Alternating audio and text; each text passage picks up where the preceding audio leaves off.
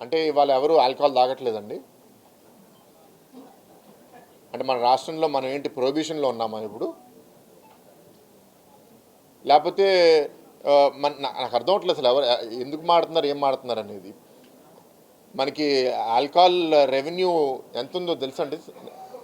2024లో YCP government ఓడిపోయినప్పుడు వాళ్ళ monthly revenue ఎంతో తెలుసా?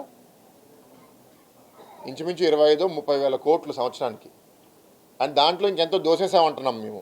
ఎట్లా దోసేశారు? వాళ్ళు క్యాష్లో తీసుకుని ఇంకెంత సంపాదించుంటారు అదనంగా నాకు తెలియదు. అంటే ఎంతమంది తాగితే అంత అంత రెవెన్యూ వస్తుంది? సో ఫస్ట్ మన ప్రిన్సిపల్ ఏంటి అంటే, తెలుగుదేశం పార్టీ ఎన్డీఏ ప్రభుత్వం మనం ఏమన్నాము, నాణ్యమైన ఆల్కహాల్ అందుబాటు ధరలో అందరికీ ఉండేటట్టు చేస్తామనేది మా కమిట్మెంట్. స్పూరియస్ లిక్కరు అండ్ విపరీతమైన రేట్లు పెంచేసి సిటిజన్స్ని ఆరోగ్యము, వాళ్ళ లివర్లు డ్యామేజ్ అయిపోయి, వాళ్ళ ఫైనాన్షియల్గా వాళ్ళు డ్యామేజ్ అయిపోయి అది జరగకూడదు అనేది మా ఆలోచన. ఫస్ట్ ఓవరాల్ ప్రిన్సిపల్ అది అర్థం చేసుకున్నామండి. నెక్స్ట్, ఇప్పుడు టూరిజం డెవలప్ చేయాలి. ఒక బీచ్ ఫెస్టివల్లో నేను ఒక సంవత్సరం క్రితం ఇలా ఈ సోషల్ మీడియా ఇన్ఫ్లుయెన్సర్స్ ముందు మాట్లాడుతూ, ఇదిగో మీకు వీడియో ఇస్తున్నాను, బయట ఇస్తున్నాను, మీరందరూ ఈ బీచ్ షాక్స్ మీరు సపోర్ట్ చేస్తున్నారు అంటే మీరు ఈ వీడియోకి రెస్పాండ్ అవ్వండి, లైక్ చేయండి, కామెంట్ చేయండి అని అడిగాం. ఒక 3-4 వాళ్ళ ఇన్స్టాగ్రామ్ పేజ్లో పెడితే క్యూములేటివ్గా ఒక 50-60 లక్షల మంది ఆ వీడియో చూశారు.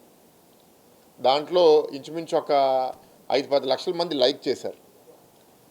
అంటే దాని అర్థం ఏంటి? ఇది మాకు కావాలని. అప్పుడు వాళ్ళు కామెంట్ చేయొచ్చు కదా, మాకు వద్దు బీచ్ షాక్ అని. అప్పుడు ఎవడేం చెప్పలే, అందరూ ఆహ్వానించారు. అది ప్రజల రెస్పాన్స్ చూసే ప్రభుత్వము టూరిస్టు, స్థానికులు ఇట్లాంటిది ఒకటి ఉంటే మన నగరానికి బాగుంటుందని భావించి పైలట్లో, అది కూడా ఏంటి, నాట్ ఒకటేసారి 100 బీచ్ షాక్లు కాదు, దీన్ని సక్సెస్ ఎట్లా చేయాలి, పైలట్ చేయాలని 2 బీచ్ షాక్స్ మన దగ్గర అప్రూవ్ చేశారు. బాపట్ల, సూర్యలంకలో ఒకటి చేసినట్టున్నారు. ఈ 2 కూడా ఏంటి, మనం ఏం చేసాము, టైమింగ్స్ పొద్దున 10 నుంచి సాయంత్రం 8 దాకా. ఒక బారో, ఒక హోటల్లో మనం లిక్కరు 11 దాకా 12 దాకా అలౌ చేస్తున్నాము. ఇక్కడ 8 దాకానే. దాని తర్వాత ఇక్కడ మనం హార్డ్ లిక్కర్ ఏదైతే ఎక్కువ మత్తు వస్తుందో అది కూడా మనం అక్కడ అలౌ చేయట్లేదు. అక్కడ ఉట్టి బియరు, వైను, సాఫ్ట్ ఆల్కహాల్ అనే పెడుతున్నాము. ఇదంతా ఒక ఎక్స్పెరిమెంట్. ఇదంతా ఎందుకు, ఇట్లాంటి అపోహలు కొందరు సృష్టిస్తారు కాబట్టి. ఈ ఎక్స్పెరిమెంట్ సక్సెస్ఫుల్గా అవడానికి అందరూ బాధ్యతగా ఉండాలని మేము కూడా కోరుకుంటాం. ఇప్పుడు ఏంటి, బీచ్ రోడ్లో నాకు యూత్ కంప్లైంట్ చేయడం మొదలుపెట్టారు. 10 గంటల తర్వాత పోలీసులు వచ్చేసి మమ్మల్ని ఎలగొట్టేస్తున్నారు అని. మేము పోలీసులతో మాట్లాడాం. ఏముంది, లైటింగ్ ఉంది, కెమెరాస్ ఉన్నాయి, ఉండేవండి 12 దాకా, మీకేంటి ఇబ్బంది అని. ఇప్పుడు అలౌ చేస్తున్నారు. అంటే మన నగరం ముందుకెళ్ళాలా, వెనకాలకి వెళ్ళాలా?